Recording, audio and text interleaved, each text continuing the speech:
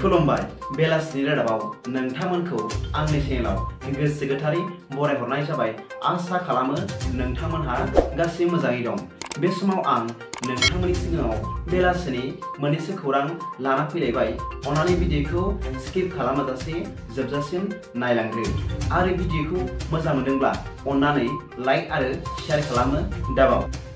गिबि रादाबाव दं दिनैनि 74थि सुबुं खुंथाइ सान फालिनायनि दिनाव आसामनि गिबि मन्त्रि मानाव गेदेर डक्टर हिमन्त बिश्व शर्मा बिथाङा आलफाखौ गोजोननि थाखाय सावरायनो थाखाय फैनो खावलायदों होनना मिथिनो मोननाय जादों। बिथाङा गावनि बिबुंथियाव फोरमायदों दि आलफाजों सावरायज्लायनो थांखि लानायानो आसाम सरकारनि गोजोन सावरायनायनि थाखाय जोबथा माइल खुन्थिया होनना फोरमायदों। बिथाङा फोरमायबावदों दि आलफाया सरकारजों सावरायज्लायनो आवगायबोयोब्लानो आसामा गंसे गोजोननि दिप जासिगोन होनना फोरमायदों। नैथि रादाबाव दं गोबां आयेन बेरेखा बार्मि सुपारि हमदों। मिथिनो मोननाय बादिब्ला मैया काछार पुलिसनि गोख्रों सिग्रोमनायनि गेजेरजों गंथाम ट्राकनिफ्राय गं 1598 बस्थायाव सोनानै लाबोनाय बार्मि सुपारि हमनो मोनदों। पुलिसआ फोरमायनाय बादिब्ला बे फालांगियाव लोब्बा गोनां 6 सुबुंफोरखौ हमनो मोनदों।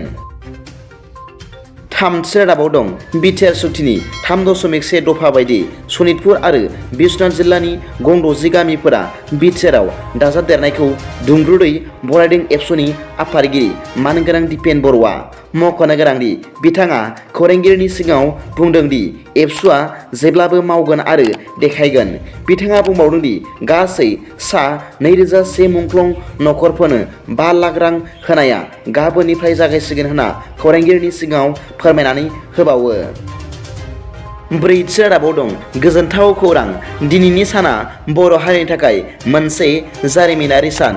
दिनै 74थि सुबुंखान्थि सानजों लोब्बा लाखिनानै आसामनि गिबि मन्त्रि मानगोनां डक्टर हिमन्त बिश्व शर्मा बिथाङा बिटिआर गोरोबथानि दफा नं 3.1 बायदियै बिटिआरनि सिमाखौ गहपुरसिम बारायबाय होनना फोसावबाय।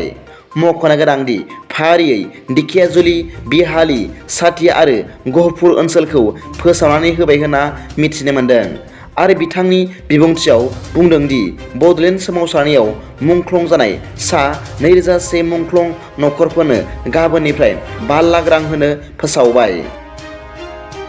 बाथि रादाबाव दं दिनै एमपि मानाव गेदेर रोंगोरा नार्जारी बिथाङा खौरांगिरिफोरनि सिगाङाव फोरमायदों दि बिटिआरनि सिमनाया बारायनाय लोगो लोगो बिटिआरनि समस्तिया मोन 60था जासिगोन आरो बेयाव 54 जन बिजाथिया नमिनेटेड केन्डिडेट जागोन आरो 6था सिटआव सा 6 जना इलेक्टेड केन्डिडेट जागोन। गासै 60था सिट जागोन होनना मिथिनो मोननाय जादों। लोगोसे बिथाङा फोरमायबावदों दि बिटिआरनि सिमनाया दायो बारायखानाय हिसाबै 60था सिटनि प्रसेसखौ पार्लामेन्टआव गोदान खालामफिननाय जागोन होनना फोरमायदों। दिनैनि बेलासिनि मोननैसो खौरांफोरा दा बेखिनिल'मोन। भिडिअखौ मोजां मोनदोंब्ला अन्नानै लाइक आरो साबस्क्राइब खालामनो दाबाव आरो बेल आइकनआबो थुनानै ला जाहाथे आं गोदान निउज आपडेट लानानै फैयोब्ला नोंथांनियाव सिगांग्रो नटिफिकेसन सौहैयो। गाबोननि फुंबिलिनि रादाबाव नोंथांमोनखौ आंनि चेनेलाव गोसो गोथारै बरायहरनाय जाबाय। गोजोन्थों। एसेनोसै। जै बर' हारिनि जै।